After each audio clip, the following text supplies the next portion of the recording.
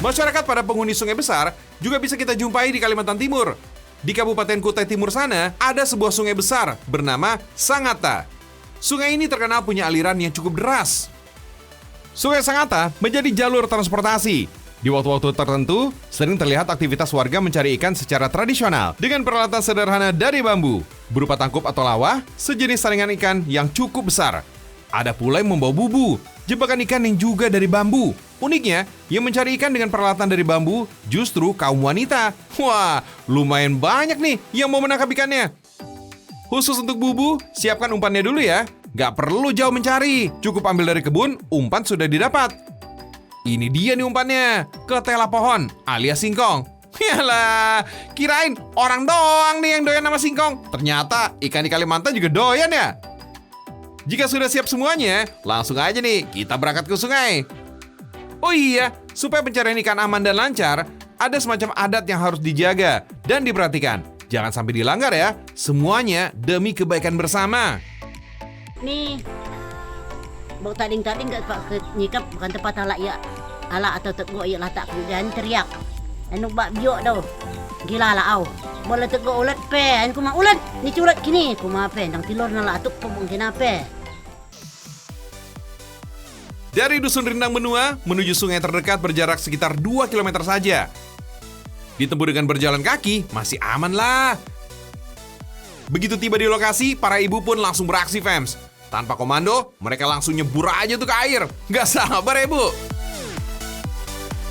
3 air yang rata-rata mencapai dada, gak jadi halangan nih. Lawah atau saringan besar yang dibawa, kemudian mulai disapukan ke tempat-tempat yang dianggap sarang ikan.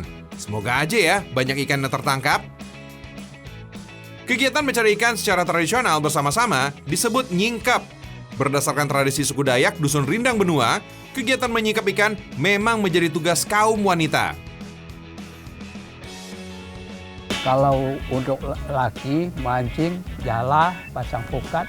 Kalau untuk wanita cuma lawa itu aja. Tangkup itu. Lawa kami bilang, tangkap ikan. Tidak ada waktu khusus kapan kegiatan nyingkap boleh dilakukan.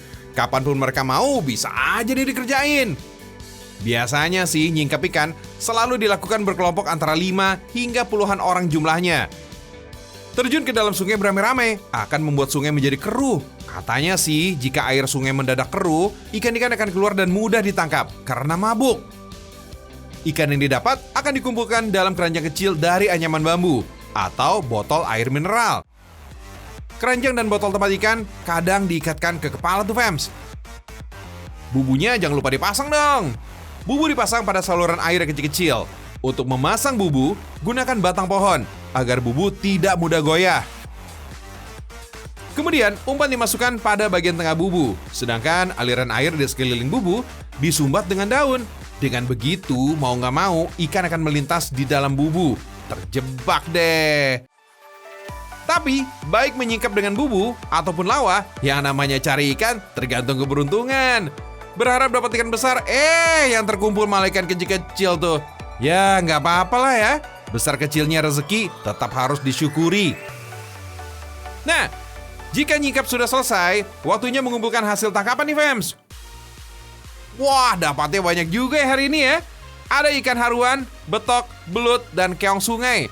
Semuanya enak kalau sudah dimasak. Tradisinya sih, hasil tangkapan ini harus digabungkan terlebih dahulu. Barulah dibagikan rata pada tiap orang.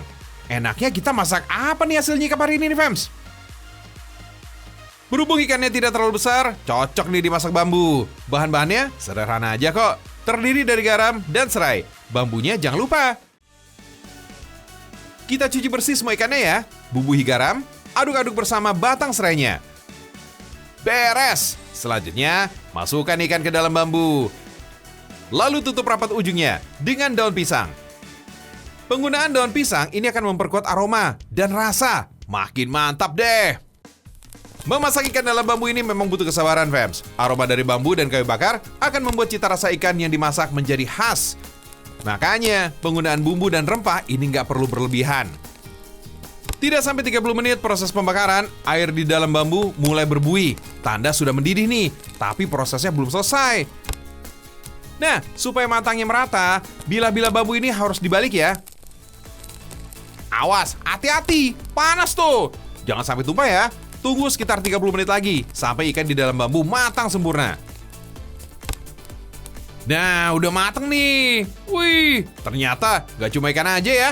Keong dan belut hasil tangkapan ini juga ikut dimasak, fams. Komplit dong. Sabar ya, kita masak juga di menu lainnya. Sayur pelo daun timun. Selama ini, buah mentimun kerap dijadikan lalapan pendamping menu utama. Tapi ternyata, daunnya bisa menjadi sajian menu yang nikmat juga loh, fams. Pilih daun yang masih muda ya. Daun mentimun muda rasanya lebih segar dan gak pahit. Ambil aja seperlunya. Sayang kalau terbuang. Kita lanjut cari daun mekainya. Daun mekai tumbuh liar di hutan Kalimantan. Hidupnya menjalar dan menumpang pada tanaman. Daun mekai ini disebut juga dengan daun apa atau daun vetsin. Daun yang sudah dipergunakan untuk memasak biasanya sih daun vetsin yang telah mengering atau dikeringkan, fams. Ya, fungsi daun mekai ini memang nggak beda ya dengan vetsin alias penyedap rasa. Tentunya lebih alami dong, fams. Kita masak ya. Ini dia nih bahan-bahannya. Kupas batang senga terlebih dahulu. Ambil bagian tunas muda yang ada di dalam batangnya aja. Untuk daun timun mudanya harus diremas-remas agar mudah empuk ketika dimasak. Tambahkan daun gadi ke dalam baskom, lalu cuci hingga bersih. Sebelum masuk ke dalam panci, dedaunan diperas dulu, fams, untuk mengurangi kadar lendir dari daunnya. Masak ya bersama daun vetsin. Beri garam secukupnya. Masak hingga matang, gak sampai setengah jam kok. Selain menjadi menu harian, pelo daun timun ini menjadi salah satu sajian wajib saat suku Dayak Kenya di Dusun Rendang Benua menggelar pesta panen padi. Berhubung mencari ikan yang beramai-ramai, untuk urusan makan juga paling nikmat kalau disantap bareng-bareng nih, fams. Wah, menikmati sajian ikan masak bambu paling sedap nih ditemani sambal bawang rambut khas Kalimantan yang dicampur bunga kecombrang. Aroma khas bakaran bambu ini langsung terasa begitu ikan dicoba nih, fams. Wah, nikmat ya pokoknya. Pelo daun timun ini juga gak kalah enak nih. Bikin makan semakin semangat, fams. Sedap!